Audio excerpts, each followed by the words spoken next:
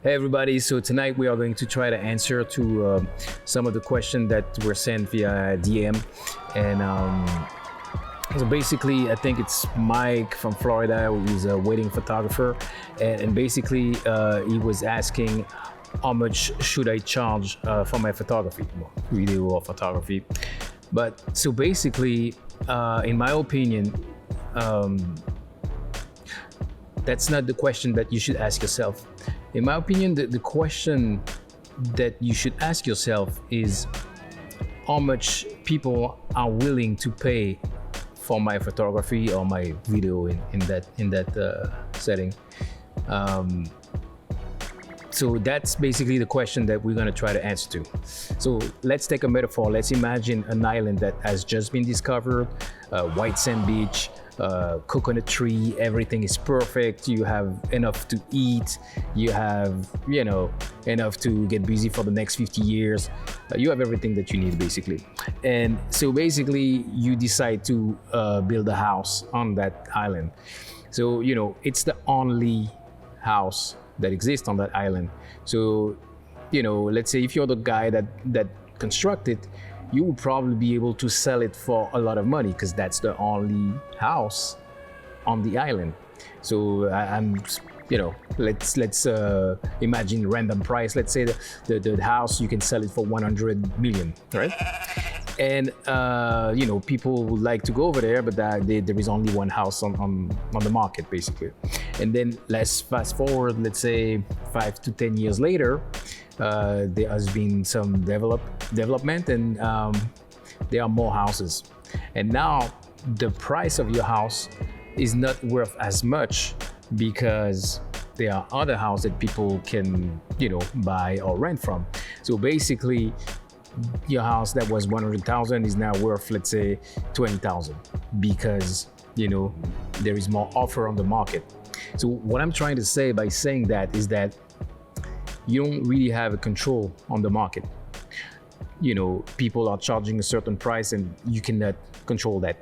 The only thing you will have control on is on your offer. So in order to build your offer, you have to take everything in consideration. What are your costs? So meaning the time that you're gonna spend from the moment you meet the client to the moment that you're gonna go take the picture, the moment that you're gonna edit or figure out which shot is good and which shot you won't work on. I'm taking the example of a wedding photographer. And then you have to consider the tax, let's say 25% of what you earn. I don't know if that's the exact number, but let's say you build album, so you have to take the cost of that in consideration into your offer. Let's say you do advertising to find your client, or maybe that client didn't find you, find you without you doing advertising. But if you did advertising on other, then you have to take in consideration that price on your offer. How much did it cost you to go over there? So the gas, the car, the depreciation of your car, your tire, everything. And then also the usage of your equipment. My calculator. Just for the fun of it. So let's say you bought a camera that is $3,000, and let's say the lifetime of your camera, which is the average, you can take 100,000 shots, right? And let's say on that wedding in 8 hours, you already took 2,000 shots. You already took 2% of the life of the shot that you can do with that camera, and that let's see, that actually cost you $60. So the depreciation of your camera went down $60 by you doing that wedding. So that cost has to be included in your offer when you quote your price. And the same thing goes for your computer, etc., etc., etc. So anyway, I'm probably forgetting a few things, but the idea is not to quote you everything, but the idea is that I want you to understand the philosophy that go behind it. Once you have all you included all the cost in your offer, you have to think about an hourly rate. To be honest with you, I don't really like to think that way. I like to think of it as a price that you won't go under, and so you have to kind of make it work so that the price, your hourly rate, is always above. So I would say it's probably a better way to see things. At first, when I arrived in the US, when I was in New York, I didn't really know how much I should charge clients. I didn't know anything about anything. And I was just trying to figure out how to make videos, and I knew that I really wanted to do videos. And so, at the time I met someone named Alan Golcher, and when we met each other, it was the perfect match, because he had like years and years in the magazine industry, and he had produced a show that won an Emmy called Best Places to Live. And basically what he did is that he was going to local businesses which were customer of the magazine, and instead of selling ad in the magazine, they were selling ad plus a video that they could put on their website and that the magazine would put on their website. So in other ways, he kind of made the offer better. So it was a no-brainer that for the business, for the small businesses, it was better to do that rather than just have an advertising in the magazine. So, at first, we just, I think, did a couple of one for free, and then it went on and on and on and on, and we had so many small businesses that wanted to do it. And for me, it was perfect, because I didn't need to sell myself. He was taking the job, and being around him for years, I kind of tried as much as I could to grasp, his talent, because he's the sale is in his blood, like. And then now he's doing video, actually, and he's telling me, yeah, I learned a lot thanks to you. But sometimes when I try to negotiate, or when I talk about a future shoot, I'm always thinking to myself, what will Alan do? So I'm just trying to say that, I didn't even know it at the time, but when we met each other, he made the offer that he was proposing better, and that's why we had a lot of business thanks to that, actually. One thing that you probably will have to do to, so that the offer is great, is study the competition and see how they are pricing it, so that you can see what more could you do and make something, as good. Or, if you place yourself into the shoes of your customer, what would you like, basically, and then I guess you have to build a great offer.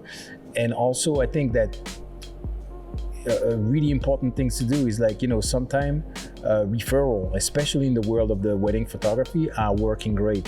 And the people that will refer you, the reason why they will refer you is because they were happy. They were happy with your services. So now they're putting their reputation on the line, and saying to someone else that is like them, hey, this guy was great, you should use him.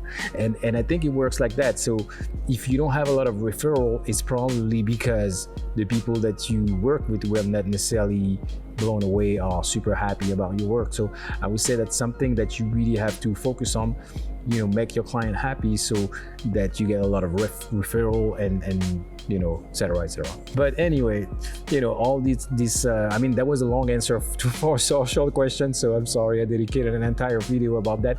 But also that brings me to the flip side. I would say, sometimes you have no idea how many free video I did and I keep on doing. And I think that you have to, because you have to practice, you have to work on your craft every day.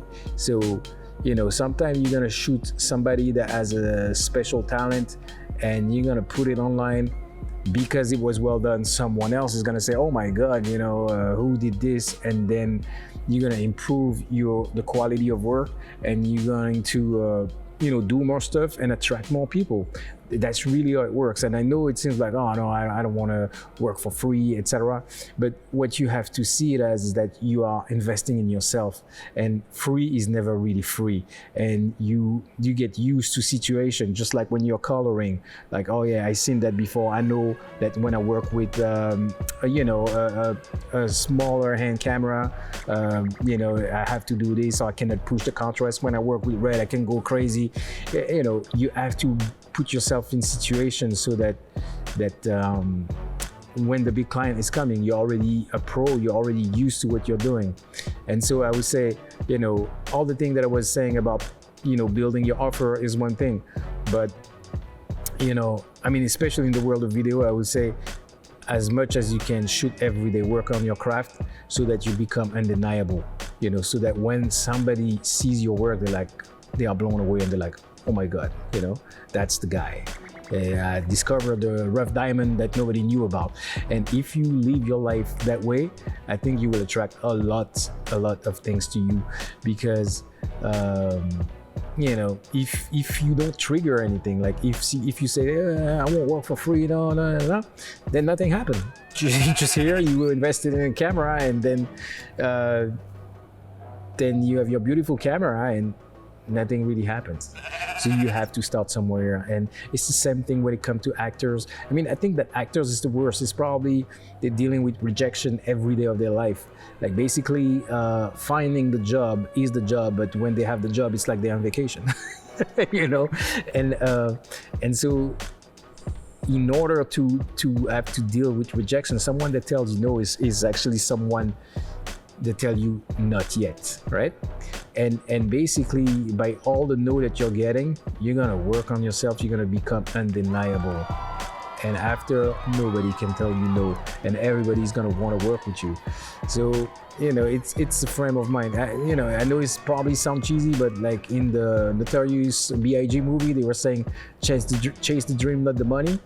And then that's what he did, and he got him to the top. He was the biggest in his time, and also to come back to the market will evolve depending on the years and the offer and the demand that there is around you. So, I know it was not all about color grading today, but I think that it's also important to kind of work with the right frame of mind, answer questions like this. So, I probably will mix it up, do some more general questions like these ones, and still keep on going with the software and the color grading, etc.